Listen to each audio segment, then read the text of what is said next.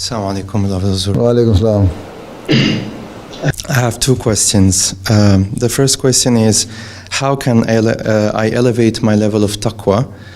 And the second question is, what is the best form of tabligh? How can you elevate your level of taqwa?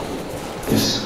I think I have spoken at length with reference to the verses of the Holy Quran and Hadith and excerpts of the Prophet Islam, and even in my recent Jalsa speeches and addresses, I have spoken on this taqwa. So if you practice these things, you will increase the level of your taqwa, right? Inshallah. And pray to Allah Ta'ala that He help you to increase your level of taqwa, right?